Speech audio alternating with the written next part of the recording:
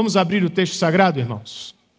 Ainda no Antigo Testamento, mas agora mais para o início dele. Nós vamos estudar neste mês de maio o livro de Ruth. E hoje pela manhã vamos considerar o capítulo de número 1. Ruth, capítulo 1, do verso 1 ao verso de número 22.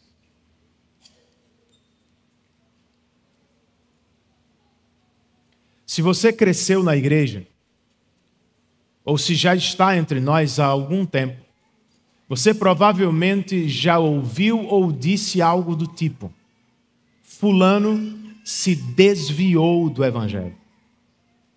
O que queremos dizer com isso? Algumas pessoas abandonam o evangelho e nunca mais voltam, provando que nunca foram dos nossos, como ensina João em uma de suas pequenas cartas. Outras, como o filho pródigo, por pura graça de Deus, acabam voltando, mas às vezes precisam amargar duras consequências. O que nem sempre percebemos é que nós mesmos podemos estar desviados do evangelho, sem que jamais saiamos fisicamente do meio do povo de Deus. Aos domingos nós nos reunimos aqui para cantar louvores, para fazer orações e para ouvir a palavra. Mas de segunda a sexta não é a palavra que nos guia. São os deuses falsos deste mundo. São os valores pecaminosos da nossa sociedade. De segunda a sexta, nem sempre é a glória de Cristo que nos motiva a viver. Às vezes são as ambições egoístas do coração. São os sonhos passageiros do reino dos homens. Se é como nos achamos, escute isso. Afastar-nos do povo de Deus é uma questão de tempo. Por isso, antes que seja tarde demais, irmão, e mesmo que para alguns já pareça tarde demais, nós precisamos ouvir o clamor do Espírito, o qual neste capítulo de Ruth nos diz: voltem para casa. Voltem-se para o Deus da aliança o quanto antes. Eu quero ler o último verso, só a parte A dele, para a gente dar início. Ruth 1, verso 22, parte A. O texto diz: foi assim que Noemi voltou das terras de Moabe, com sua nora Ruth, a Moabita. Vamos orar, irmãos?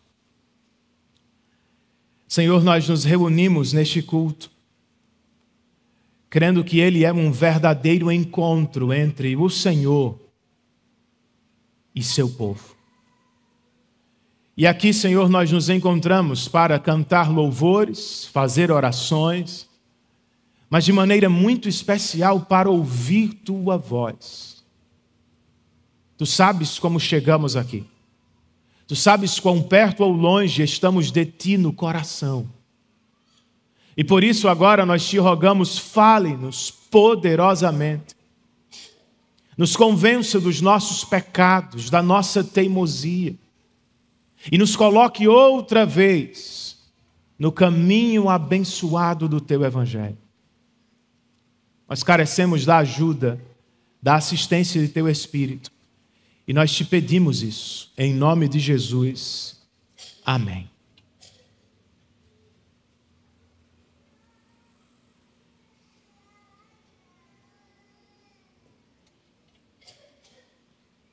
Falando primeiro do livro de Ruth, nós precisamos perguntar quando ele foi escrito?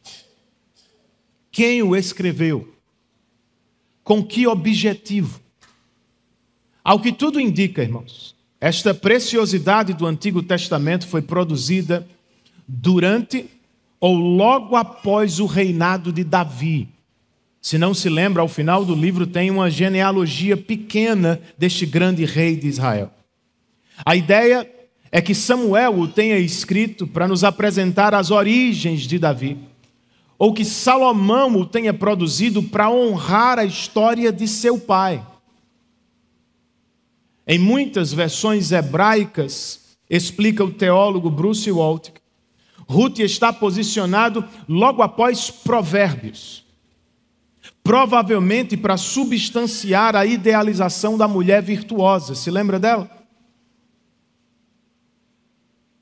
Na Septuaginta, versão grega, na Vulgata, versão latina, e em muitas versões modernas, porém, este livro vem logo depois do livro de Juízes, situando esta explosão de luz celestial no período sombrio e sangrento dos líderes militares de Israel. E faz todo sentido. E prova uma das verdades centrais deste livro. Qual é? Deus está trabalhando por seu povo, até nas horas mais escuras da história de seu povo. Voltando ao capítulo 1, é bom que se diga, é bom que se note que a palavra-chave aqui é voltar. Ela aparece muitas vezes. E assim o autor não nos deixa em dúvida ou no escuro quanto à mensagem da passagem. É um convite, irmãos. Não, na verdade é um clamor do Espírito. Para os crentes dos dias de Davi e Salomão, e para os crentes dos nossos dias, o Espírito, neste capítulo, nos chama de volta. Voltem para casa. Voltem-se para o Deus da aliança o quanto antes. É do que precisa. É o que você quer fazer nesta manhã.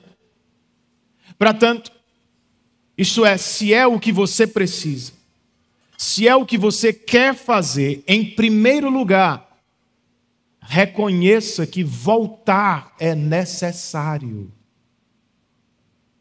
Versos 1 e 2 de Ruth 1. O texto nos diz: na época dos juízes, houve fome na terra. Um homem de Belém de Judá, com a mulher e os 2 filhos, foi viver por algum tempo nas terras de Moabe. O homem chamava-se Elimeleque, sua mulher Noemi, e seus 2 filhos Malom e Quilion. Eram efrateus de Belém de Judá. Chegaram a Moabe e lá ficaram. A época dos juízes cobre um período aproximadamente de 400 anos depois da conquista da terra prometida. E ele foi caracterizado pelo refrão que se acha no último verso do livro que carrega o seu nome. Naquela época não havia rei em Israel. E por isso cada um fazia o que lhe parecia certo aos olhos. Este período foi marcado por eventos circulares, que se repetiam. O povo de Deus pecava contra Deus, se afastando dele. Deus então os disciplinava, entregando-os aos seus inimigos. Então eles clamavam a Deus em arrependimento por salvação. E por fim o Senhor trazia livramento por meio de juízes ou líderes militares. Foi nessa época que, por disciplina, Deus trouxe fome à terra. Não parece ter sido algo generalizado. Ao que tudo indica, foi algo localizado na tribo de Judá e especialmente em Belém, cujo significado do nome era Casa do Pão. Ironicamente, o autor sagrado está dizendo: faltou pão na casa do pão. O que os israelitas da tribo de Judá fariam agora, gente?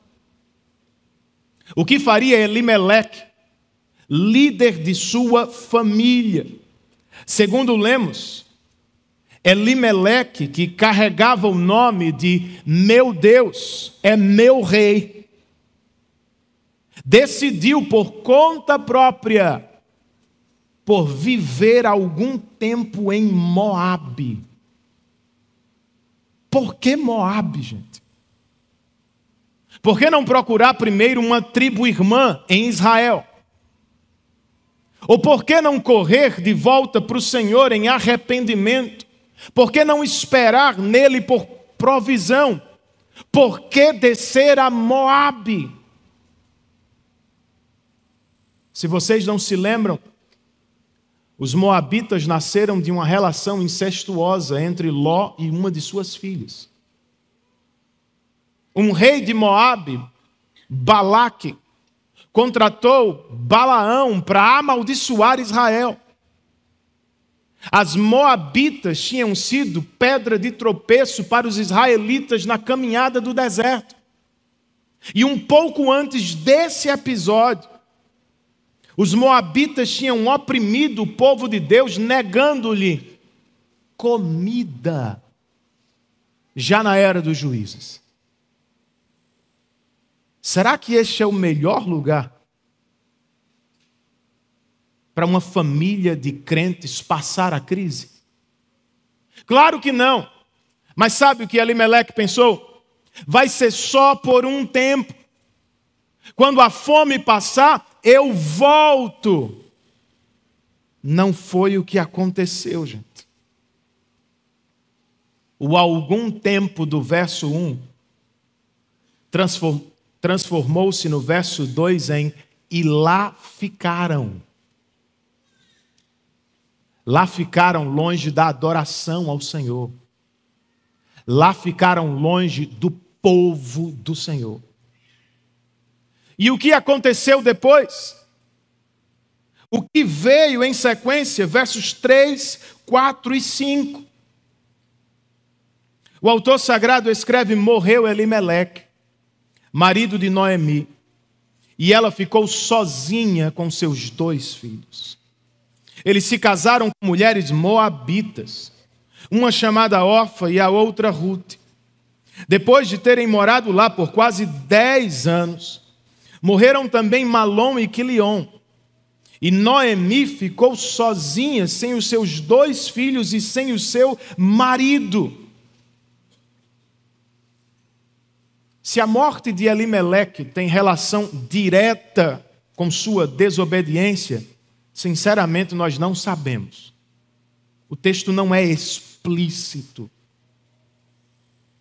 O que sabemos é que Rute ficou em Moabe sozinha, com seus 2 filhos. O que ela vai fazer agora? Vai voltar prontamente à terra prometida? Vai procurar seus irmãos na fé? Não. Ela ficou sozinha com seus 2 filhos e permaneceu em Moabe. E por isso, seus filhos se casaram com 2 moabitas, pecando outra vez contra o Senhor. E agora notem, depois de 10 anos, provavelmente, de casamento, e sem filhos para comprovar a bênção de Deus sobre aquela família, era como acontecia. Morreram também Malom e Quilion. E outra vez o texto nos diz, Noemi ficou sozinha, sem o seu marido, e agora sem os seus 2 filhos. Em termos atuais, explica um comentarista, a situação de Noemi seria comparável à dos sem-teto, que perambulam pelas ruas da nossa cidade. Ou seja, nós estamos falando de uma situação de extrema dificuldade para uma viúva. Mas veja bem, não começou assim. A história de Noemi, o que lemos ao início deste capítulo, nos fala sobre decisões erradas. Nossos irmãos decidiram por viver algum tempo longe de Israel. Nossos irmãos decidiram por criar seus filhos longe do povo de Deus. Nossos irmãos decidiram por se casar com mulheres estrangeiras. Tudo isso eles decidiram, porque momentaneamente o Senhor não reinava em seus corações. Não é o que às vezes nós vivemos também? Como Elimeleque, irmãos, nós nos esquecemos de quem somos. Nós cantamos aos domingos e dizemos uns aos outros: Jesus Cristo é o nosso Rei. Só que na prática, em vários momentos, nós agimos, vivemos como se fôssemos os soberanos. Nos tornamos crentes nominais. E preferimos, decidimos, rejeitando a voz de Deus por ouvir a voz do mundo que nos sugere: vão em frente. Façam o que vocês acharem melhor, custe o que custar. O pastor Timothy Keller explica: o processo moderno de formação de identidade diz para criar a si mesmo a partir do zero. Olha que loucura. Você precisa identificar os seus sonhos, especialmente os mais vívidos, e depois você precisa alcançá-los, ou sentir-se um verdadeiro fracasso. Ele continua: isso esmaga aqueles em muitos segmentos da sociedade, onde dinheiro, aparência, poder, sucesso e amor romântico se tornam não apenas coisas boas, mas fatores necessários para a identidade.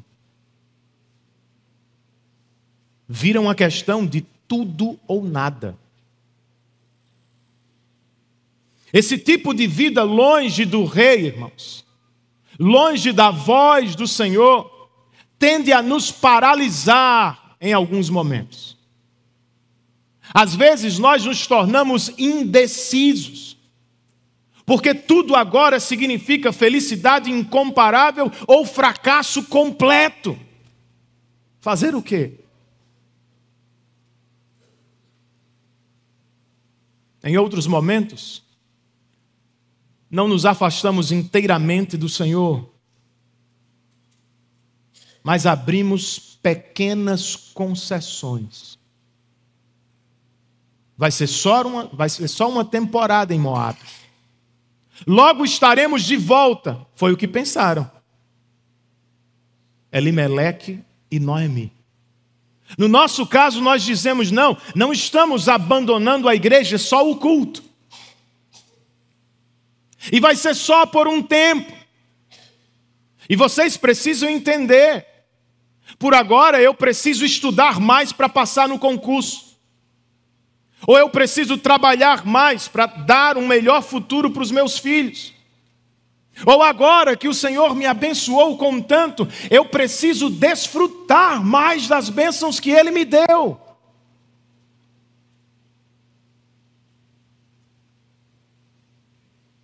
Você precisa lembrar, amigo, que os pecados geralmente dão cria. Deixar de cultuar é colocar-se fora do raio de influência da palavra de Deus. E afastar-se do povo de Deus é afastar-se dos modelos de piedade que Ele te deu. Logo como Noemi e seus filhos, nós estamos raciocinando. Já que não tem israelita para casar, vai uma moabita mesmo. Será que é o melhor caminho? Quando a fome aparece, para onde você corre?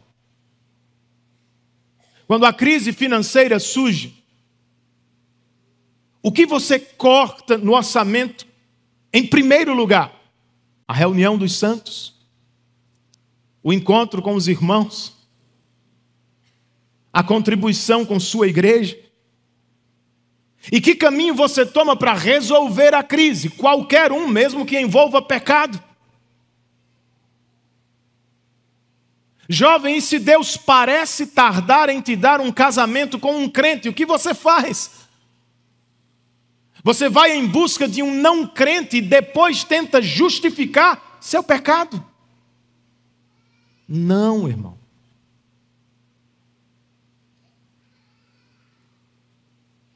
É melhor estar com o Senhor no vale da sombra da morte do que na bonança longe dele. Porque Ele cuidará de nós em todo tempo, em qualquer circunstância da vida. É melhor ficar com Ele em Belém do que descer a Moabe. É brincar com fogo. É atrair para si problemas e sofrimento. Em vez de nos afastarmos da casa de Deus e do próprio Deus, nós precisamos tomar decisões para a glória dele. Eu não vou me estender aqui porque falei recentemente do assunto na série de Eclesiastes, mas uma coisa eu preciso dizer à luz desse texto. Tudo começa com a palavra de Deus. Nossos irmãos não pararam para considerar o que dizia o Senhor sobre deixar a terra prometida naquele momento da história. Não pararam para considerar os riscos de viver em Moabe. Eu e vocês precisamos conhecer a Bíblia. E quando diante de uma decisão pequena ou grande, a primeira coisa que precisamos fazer é perguntar: o que diz o Senhor sobre isso? Nossas indecisões seriam resolvidas se conhecêssemos melhor a Bíblia. E, se conhecendo-a, parássemos de forçá-la para justificar os nossos pecados ou preferências. Entenda, irmão, afastar-se do caminho da obediência a Deus já é uma má decisão. Então, se está para tomar alguma, sente, abra o livro, ouça o que Deus diz sobre o assunto. Ah, pastor, eu tenho dificuldade para saber o que Deus diz sobre o assunto. Procure alguém mais experiente entre nós. Peça ajuda. E depois, mesmo que seu coração esteja gritando, apontando-te o caminho do pecado, resolva obedecer e confie no Senhor. Ele cuidará de você. Você pode dizer amém? Pastor, mas e se eu já tomei más decisões? Todos nós já tomamos más decisões. Se sabe que precisa voltar para a casa do Senhor. Em segundo lugar, decida voltar.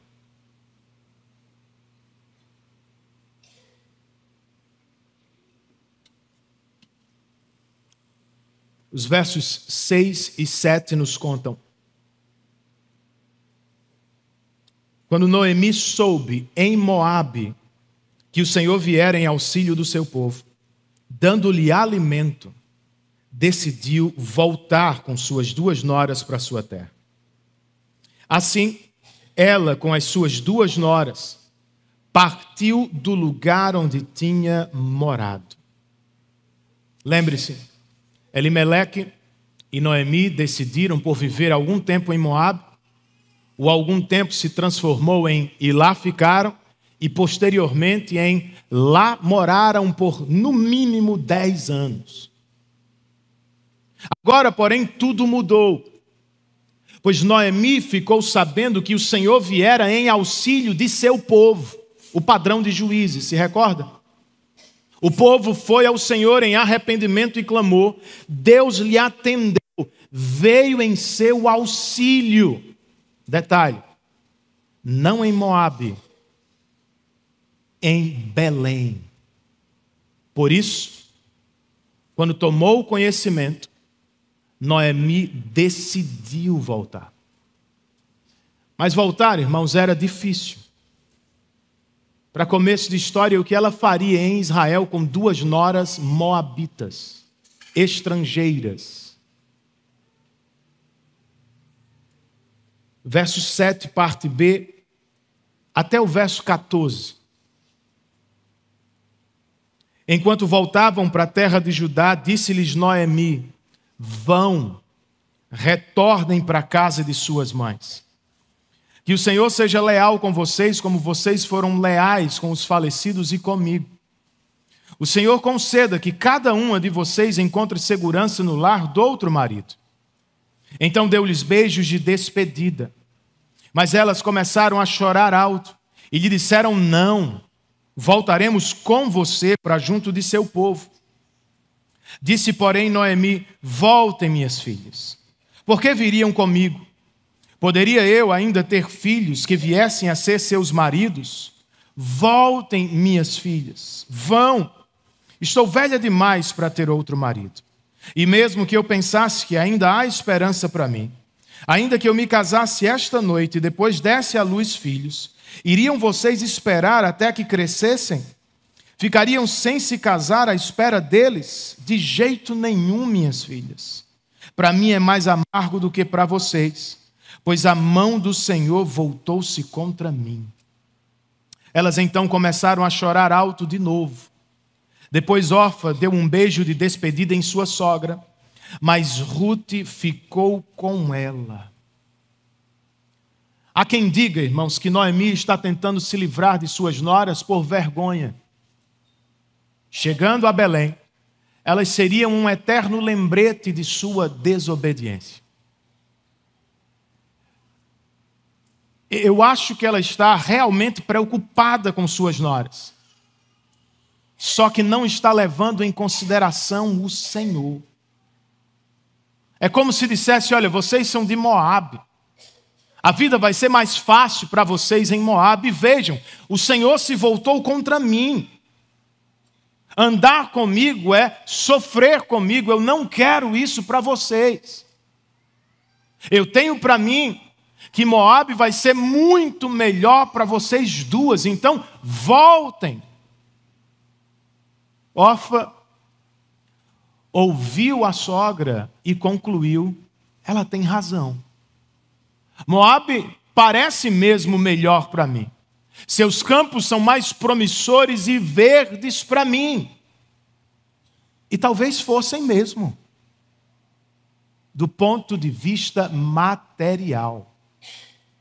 Só que, como observa o pastor Ian Duguid, com essa escolha sensata e simples, Orfa se foi, deixando as páginas da Bíblia para sempre. Ruth, porém, resolveu ficar ao lado de sua sogra. E é claro que nós perguntamos por quê. Versos 15, 16, 17 e 18. Então Noemi a aconselhou: veja, sua concunhada está voltando para o seu povo e para o seu Deus. Volte com ela. Ruth, porém, respondeu: não insistas comigo que te deixe e que não mais te acompanhe. Aonde fores, irei. Onde ficares, ficarei. O teu povo será o meu povo e o teu Deus será o meu Deus. Onde morreres, morrerei e ali serei sepultada. Que o Senhor me castigue com todo rigor, se outra coisa que não a morte me separar de ti. Quando Noemi viu que Ruth estava de fato decidida a acompanhá-la, não insistiu mais. Comentando a passagem, o pastor John Piper escreve: quanto mais ponderamos essas palavras, mais surpreendentes elas parecem. O compromisso de Ruth com sua sogra desamparada é simplesmente espantoso. Por quê, irmãos? Primeiro, porque significava deixar família e terra para trás. Segundo, porque até onde ela podia ver, Ruth, significava viver como uma viúva sem filhos pelo resto de seus dias. Terceiro, significava ir a uma terra completamente desconhecida, um novo povo, uma nova língua, novos costumes. Quarto, significava um compromisso tão radical quanto o casamento. Que o Senhor me castigue com todo rigor, se eu me separar de ti. E quinto, e mais importante, significava um compromisso com o Deus vivo e verdadeiro de Israel. Mesmo tendo ouvido de sua sogra, o Senhor se voltou contra mim. Ruth abandona todos os falsos deuses de Moabe e de corpo e alma se entrega aos cuidados do Deus de Israel.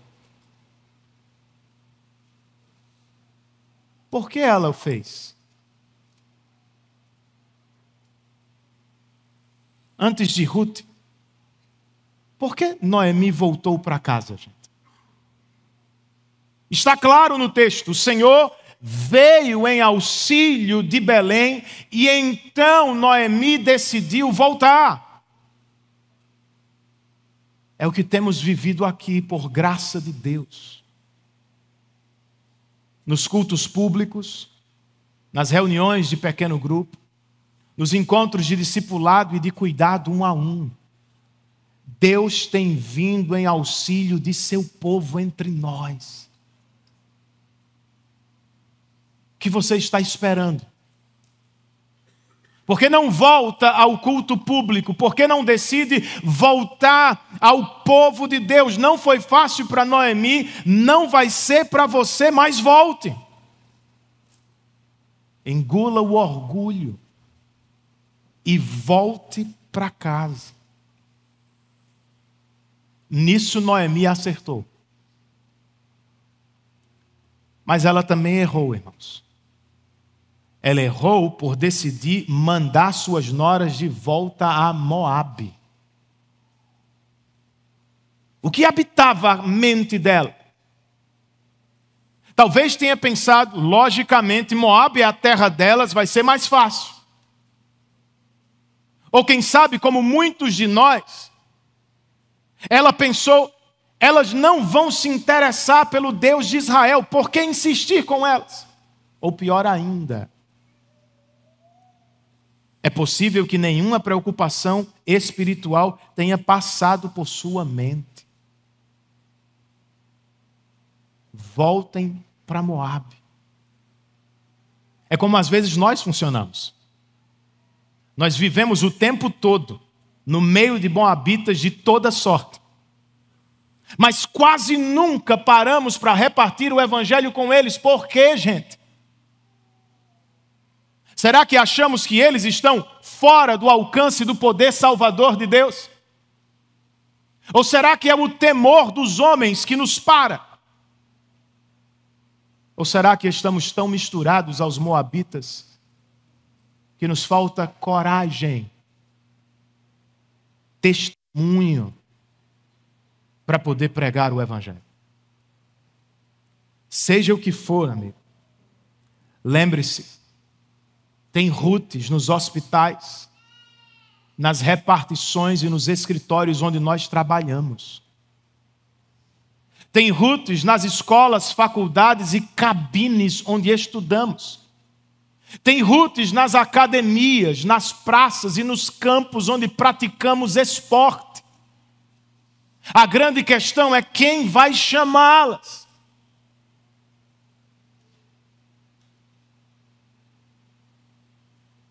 Pense seriamente sobre isso. Pergunte-se, quem é a Ruth que Deus já colocou no meu caminho? Quem é a Ruth com quem eu já tenho relacionamento? Quem é a Ruth com quem eu já posso repartir o evangelho do Senhor Jesus Cristo? Nós precisamos fazê-lo, gente. Pois Rutes e órfãs, moabitas e estrangeiros também são bem-vindos na casa de Deus. Ou vocês se esqueceram? Nós nascemos estranhos à graça de Deus. Estávamos mortos em pecados e delitos. Vivíamos sob a influência do príncipe deste mundo e sob, consequentemente, a ira de Deus. Em algum ponto da história, o Espírito Santo nos deu vida interior. E ao ouvirmos o Evangelho, nós respondemos com fé e arrependimento e tomamos uma decisão pública: seguir a Cristo. Quem sabe hoje é o seu dia, amigo. Você pode fazer como Orfa, ou você pode fazer como Ruth. Orfa escolheu o caminho mais fácil: conforto, segurança e felicidade. E de novo, ela pode ter encontrado tudo isso em Moabe. Só que ela perdeu a pérola de maior valor: o relacionamento com o Deus vivo e verdadeiro de Israel. Ou você pode fazer como Ruth. Ruth deixou tudo para trás para ganhar a Deus. Chegou a Israel sem nada para oferecer, como todos nós. Mas em breve ela vai ouvir que sejas ricamente abençoada pelo Senhor, o Deus de Israel, sob cujas asas você veio buscar refúgio. E mais uma coisa, gente, ainda nesta divisão do texto. Em Ruth, mais especificamente no voto de Ruth, nós somos lembrados do que significa amar segundo Deus. Nos nossos dias, sentimentos falam mais alto do que compromisso. O que importa é o que eu sinto, o que importa é o que eu ganho. Reduziu-se amor a sentimentalismo. Reduziu-se amor a utilitarismo. Mas veja, amar segundo a Bíblia é apegar-se a Deus, por Deus, não por aquilo que Ele pode dar. É apegar-se ao cônjuge, aos filhos, aos irmãos, aos amigos, para servir como Ruth fez, sem esperar nada em troca. Se depende demasiadamente dos sentimentos, você vai fazer muito pouco pelas pessoas a quem supostamente ama.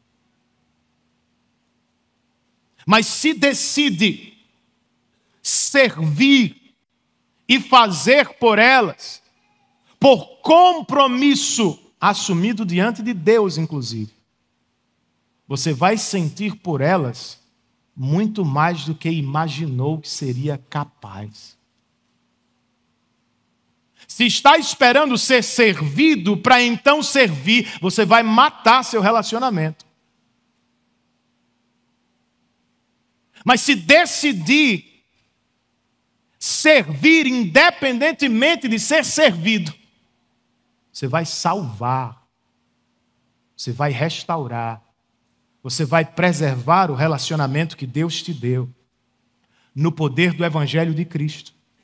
A pessoa que mais nos amou neste mundo, entregando-se por nós na cruz, para nos amar, salvar e servir.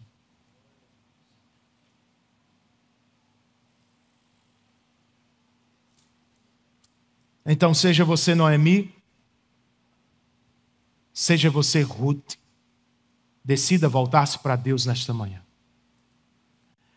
Se é o que quer, por mais difícil que seja,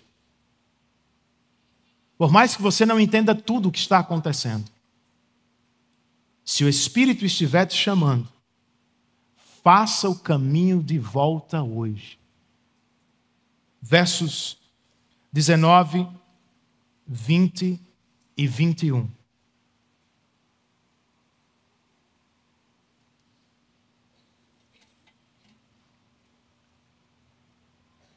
Prosseguiram, pois, as duas até Belém. Ali chegando, todo o povo ficou alvoroçado por causa delas. Será que é Noemi? Perguntavam as mulheres. Mas ela respondeu: não me chamem Noemi, melhor que me chamem de Mara, pois o Todo-Poderoso tornou minha vida muito amarga. De mãos cheias eu parti, mas de mãos vazias o Senhor me trouxe de volta. Por que me chamam Noemi? O Senhor colocou-se contra mim. O Todo-Poderoso me trouxe desgraça. A volta de Noemi causou um alvoroço em Belém. Como às vezes acontece com a visita ilustre de um cidadão em uma cidade do interior. As pessoas começaram a falar. Quem é esta? Será esta Noemi? Mas ela parece tão velha. E quem é essa mulher ao lado dela? E onde estão seu marido e filhos? O que lhes aconteceu? A fofoca parece ter corrido solta no meio do povo de Deus. Mas Noemi tratou de matá-la assim que chegou. Com 4 declarações fortes e altamente teocêntricas, que às vezes assustam o leitor mais atento. Ela diz: não me chamem mais de Noemi, que significa a agradável ou a doce. Me chamem a partir de agora de Mara, que significa amarga. Por quê? Primeiro, porque o Todo-Poderoso tornou minha vida muito amarga. Segundo, de mãos cheias eu parti, mas de mãos vazias o Senhor me trouxe. Terceiro, o Senhor colocou-se contra mim. Quarto, o Todo-Poderoso me trouxe desgraça. E agora? O que é que a gente faz com a teologia de Noemi? Outra vez eu cito o pastor John Piper, que escreveu: eu prefiro tomar a teologia de Noemi, as visões sentimentais que permeiam tantas igrejas hoje em dia. Dão-se desculpas sem fim para a soberania de Deus. Noemi não se abala e tem certeza de pelo menos 3 coisas na vida. Deus existe, Deus é soberano e Deus a afligiu. Você concorda com ela? A teologia dela está corretíssima, mas é incompleta. Não contempla a providência de Deus, o mover, o guiar de Deus. Não leva em consideração o amor soberano e furioso de Deus por seu povo. Ela está certa, mas não vê tudo. Verso 22 nos dá um vislumbre do que eu estou dizendo. Foi assim que Noemi voltou das terras de Moabe com sua nora Ruth, a moabita. Elas chegaram a Belém no início da colheita da cevada. Isto é, Noemi não voltou de mãos vazias, coisa nenhuma. Ela tinha Ruth. Ruth que tinha acabado de jurar diante de Deus: eu jamais vou abandoná-lo. Além disso, Noemi ainda não podia ver, mas segundo este verso, a mão invisível do Senhor já estava trabalhando nos campos de Boaz para resgatá-la. se você se lembra da história. É um sinal de esperança. Mas nós não podemos culpá-la tanto assim, porque somos bastante parecidos. Quando as coisas não saem como planejamos, quando portas se fecham na carreira profissional, quando crises financeiras aparecem, quando os nossos relacionamentos são abalados, muito fácil e rapidamente nós nos tornamos amargurados, inclusive com Deus. Com Noemi nós dizemos: o Senhor se voltou contra mim. O Senhor tornou a minha vida amarga. O Senhor pesou sua mão sobre mim. Se não temos coragem de falar isso, irmãos, todos nós já pensamos isso. Agora, como é que saímos da amargura? Com Noemi, nós não podemos abrir mão da soberania de Deus. Mas, diferentemente dela, nós não podemos nos esquecer do amor inabalável do Senhor. A soberania de Deus, irmãos, é o nosso consolo. Dar a Satanás o controle decisivo,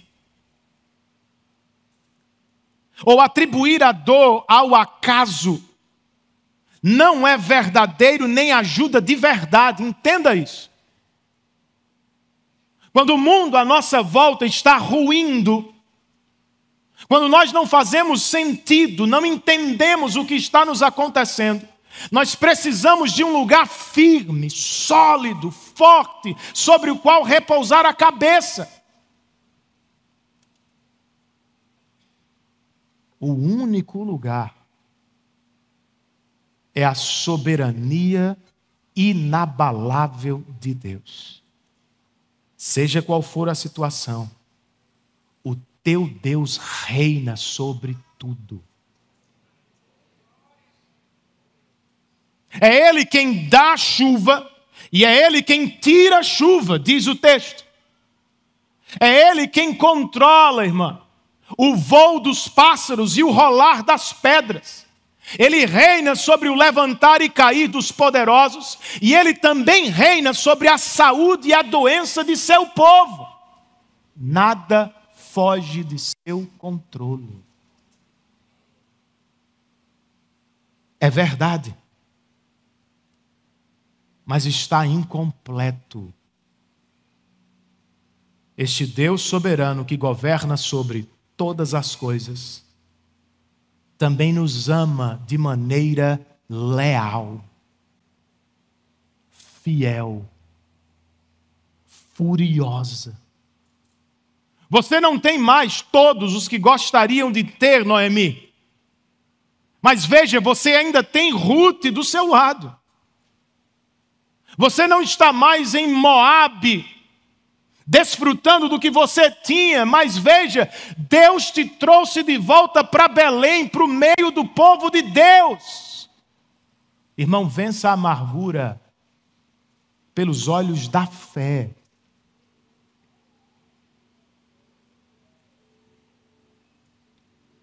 As situações difíceis que enfrentamos na vida são muitas vezes bênçãos disfarçadas de tribulação. Quando Deus nos tira das mãos coisas que amamos muito, não é porque Ele quer nos deixar com mãos vazias, é porque Ele quer nos dar coisas melhores. Ele quer nos dar mais de si mesmo. Só que para isso, falsos deuses precisam cair. Precisam quebrar, precisam sair dos nossos corações. E nesse processo duríssimo de quebrar os nossos falsos deuses, não duvide, Ele o faz porque nos ama. Se duvida, se esqueceu, Olhe outra vez para a cruz do Calvário. Quem deixou a casa do Pai para viver e morrer por nós? E contra quem se estendeu o braço do Todo-Poderoso em amargo juízo, sem que ele tivesse pecado algum?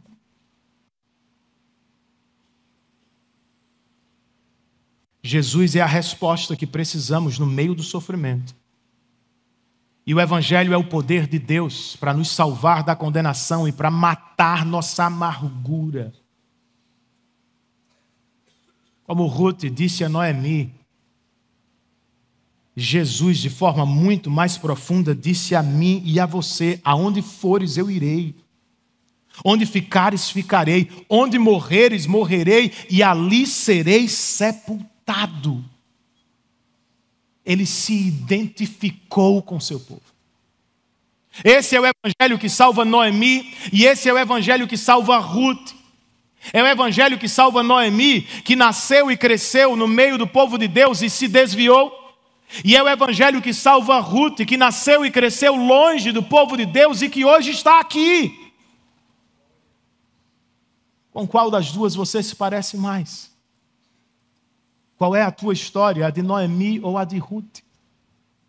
Seja qual for, não é tão determinante, não é o mais importante. O mais importante e o surpreendente de verdade, irmãos, é o seguinte: a mesa da comunhão com Deus está aberta para você, porque Jesus bebeu o cálice amargo da ira de Deus no teu lugar. Tenha você nascido na igreja ou fora dela. Tenha você crescido entre nós ou acabado de chegar. A tua sorte, a minha sorte, a grande bênção não é que eu nasci e cresci na igreja, não é que eu acabei de chegar cheio de experiências passadas. A grande bênção é: Jesus bebeu o cálice da ira de Deus. Suportou o inferno que deveria cair sobre nós. E nos abriu o caminho da vida eterna, da verdadeira felicidade com Deus. Você crê nisso, irmão? Então volte para casa.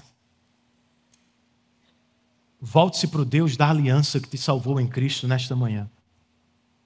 Voltar envolve basicamente duas coisas: arrependimento e fé. Não basta levantar a mão, assinar um cartão, dizer que quer voltar. Se quer voltar de verdade, você precisa primeiro se entristecer, reconhecer e se entristecer por seus pecados. E depois você precisa crer, ter fé, crer que o que Jesus fez na cruz foi por você e para a sua salvação. Você não precisa entrar para a estatística dos que se foram e nunca mais voltaram, provando que não eram dos nossos, como nos ensina João. Você pode, e eu espero que você seja mais parecido com o filho pródigo, que voltou para casa e foi recebido com festa por Deus. Você pode seguir o caminho de órfão. Talvez te faça muito sentido ter uma boa vida, conforto, tranquilidade, dinheiro. Mas eu quero mesmo que você siga o caminho de Ruth. Segundo Jesus, é o caminho estreito. Mas é o caminho estreito que leva à salvação, ao pão da vida, à casa do pão para todo sempre. Feche os seus olhos onde você está. Faça uma oração respondendo à voz do Senhor. E prepare-se para a mesa dele, da qual vamos participar em alguns instantes.